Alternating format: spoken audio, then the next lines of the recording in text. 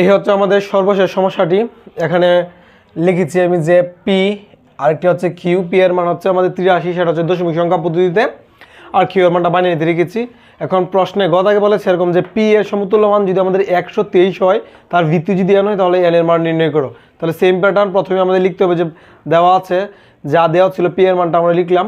তারপর প্রশ্ন মতে তারা বলেছে যে পি এর সমতুল্য মান হচ্ছে 123 এন সংখ্যক ভিত্তিতে, তাহলে লিখলাম যে প্রশ্ন মতে পি ইকুয়াল 123 এন সংখ্যক ভিত্তিতে।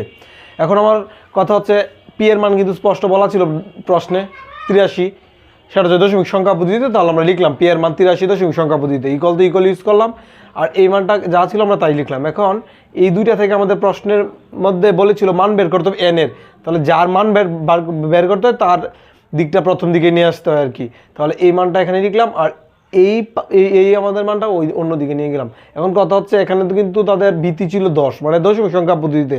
আমি কিন্তু এখানে ভিত্তিটা ইউজ করিনি, এই কারণেই করিনি কারণ যদি সংখ্যা পদ্ধতিতে কোনো মান থাকে তাহলে আমাদের তার ভিত্তি এখানে ডিক্লেয়ার করতে হয় না। এখন এই মানটা কোন সংখ্যা পদ্ধতিতে আছে আমি জানি না, কিন্তু এটা যে কোন সংখ্যা পদ্ধতিতে আছে অবশ্যই জানি, সেটা হচ্ছে দশমিক।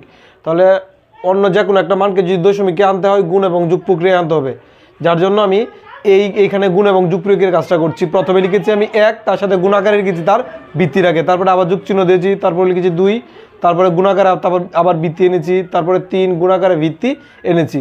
আমার যেহেতু দশমিকে রূপান্তর করার এখানে কার্যক্রম, যার জন্য আমরা জানি যে দশমিক সংখ্যা পদ্ধতিতে 0 থেকে 9 পর্যন্ত বিপরীত ক্রম থেকে লেখে আসতে হবে আমাদের। প্রথমে লিখবো এখানে 0, তারপরে লিখবো 1, তারপরে লিখবো 2, তারপরে 3, শুধু এই ভিত্তির উপরগুলো মানে এন এর উপরে এইগুলো লিখবো। এইভাবে ক্রমান্বয়ে লিখার পরে ওই দিক দিয়ে যা ছিল আমরা তাই লিখে নিলাম না।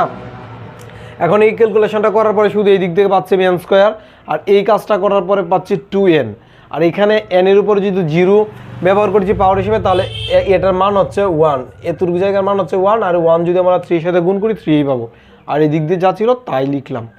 এখন এখানে একটু কাজ করেছি, এই দুইটা মান আমি আমার মতো করে লিখে রেখেছি এই পাশেই, কিন্তু এই 3 এই দিক দিয়ে যুগ আকারে রয়েছে, তাহলে আমরা এটা সমানের ওই পাশে নিলে চিহ্নের পরিবর্তন হবে, তাহলে এই দিক দিয়ে বিগ হয়ে যাবে 3।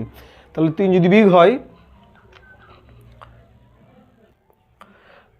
80 থাকবে, তাহলে এই জায়গায় আমাদের তাহলে থাকবে আমাদের এন স্কোয়ার, তারপরে থাকবে 2n, আর এই দিক দিয়ে থাকবে আমাদের 80। এখন এটাকে মিডিল টার্ম করতে হবে, ক্লাস 10 এর নিয়মে আমাদের এটাকে মিডিল টার্ম করতে হবে। মিডিল টার্ম করতে গেলে আমাদের টেকনিকটা হচ্ছে এরকম যে এই দিকে সমান এই দিকে কোনো সংখ্যা থাকতে পারবে না, এদিক দিয়ে নিয়ে আসতে হবে। তাহলে এখানে যা ছিল তাই লিখলাম, এখানে যা ছিল তাই লিখলাম, আর সেই দিক দিয়ে প্লাস ফিগারে রয়েছে, তাহলে আমরা এই দিক দিয়ে মাইনাস ফিগার নিয়ে আসলাম, আর এই দিক দিয়ে কিছুই রইল না, শুধু আমরা এখানে 0 ব্যবহার করলাম। এখন এই জায়গাটাকে আমরা মিডল টার্ম করবো, এখানে 80কে আমাদের ভাঙতে হবে, এমনভাবে ভাঙতে হবে যেন আমাদের গুণ করে এই মানটা মিলে, আর যোগ বিয়োগ করে যেন এই মানটা মিলে। আমাদের গুণ করে মিলাতে হবে এটাকে, আর যোগ বিয়োগ করে যেন আমাদের এটাকে মিলাতে পারি। তাহলে আমাদের এই কনসেপ্টটা কাজে লাগাতে পারি, যে ভাঙতে পারি 80কে যদি আমরা 2 দ্বারা ভাঙি পাবো 40, তাহলে 40কে যদি আবার 2 দ্বারা ভাঙি তাহলে আমরা পাবো 20, 20কে 2 দ্বারা ভাঙলে পাবো 10, এবং 10কে যদি 2 দ্বারা ভাঙি পাবো 5। আর যাবে না, কারণ এটা হচ্ছে একটা মৌলিক সংখ্যা। এখন এটা কীভাবে মেলাবো, আমরা যদি এই দুইটাকে গুণ করি তাহলে পাচ্ছি আমরা এই দিক দিয়ে 10, আর এখানে বাকি থাকে এই 3টি, এই 3টিকে যদি একসাথে গুণ করি তাহলে পাবো আমরা 8।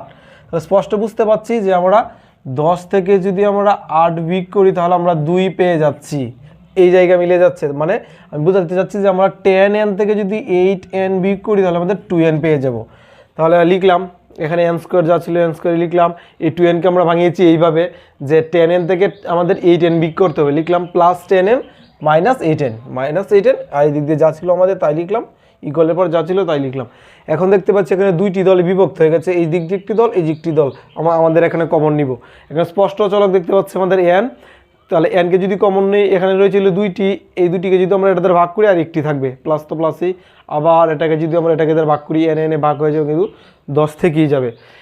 এখানে মাইনাস চিহ্ন ছিল, লিখলাম মাইনাস চিহ্ন, এখানে কিন্তু এন আছে কিন্তু এখানে এন নেই, তাহলে আমাদের সংখ্যা কমন নিতে হবে। সংখ্যা নিতে হবে আবার ছোটোটা, এখানে হচ্ছে 80, এখানে হচ্ছে 8, তাহলে আমরা 8কে কমন নিলাম। 8কে যদি আমরা 8কে 8 দ্বারা ভাগ করি 1 থাকবে, কিন্তু আমাদের রয়ে যাবে এন, তাহলে আমাদের এখানে এন লিখবো। আবার এইটাকে যদি মাইনাসে মাইনাসে আমরা কাজ করি তাহলে মাইনাসে মাইনাসে এখানে প্লাস হয়ে যাবে, এই মানটাকে এটা দ্বারা ভাগ করলে হবে 10, ইকুয়াল টু ইকুয়ালই 0 তো 0। এই দুইটা মানে আমাদের সেম হয়ে গেছে, তাহলে এই দুইটা থেকে আমরা একটা নিব, আর বাকি থাকে n - 8 লিখলাম। প্লাস তো আমরা ইকুয়াল টু ইকুয়ালই 0 to 0 ব্যবহার করলাম। এখন কথা হচ্ছে এই মানটা সমান সমান একবার 0 হবে, আবার এই মানটা সমান সমান একবার 0 হবে, যার জন্য হয় এবং আবার ইউজ করলাম, হয় এবং আবার ইউজ করলাম। তাহলে এই কাজটা করলে আমাদের এই প্লাস টেনটা এদিক দিয়ে মাইনাস হয়ে যাবে, যেটা হচ্ছে আমাদের ঋণাত্মক মান কোনো সময় আমরা গ্রহণ করতে পারি না এই ক্ষেত্রে, কারণ সংখ্যা পদ্ধতিগুলো ঋণাত্মকভাবে ছিল না। আর এই কাজটা যদি করি তাহলে এই দিক দিয়ে চলে আমাদের 8 মাইনাস আকার, এই দিক দিয়ে হয়ে যাবে প্লাস, তাহলে পজিটিভ মান গ্রহণ করতে পারি। তাহলে আমরা বলতে পারি যে এটা অক্টালেরই ছিল। আমাদের প্রশ্নে যে এই দেওয়া ছিল যে 123 এন সংখ্যক ভিত্তিতে এই এনের মান হচ্ছে 8, মানে অক্টাল সংখ্যা পদ্ধতিতে ছিল। এই ছিল মূলত আজকে আমাদের এই একদম কঠিন আকারের তিনটা সৃজনশীলের এই সমাধান, যেখানে এন এর মান বলেছিল।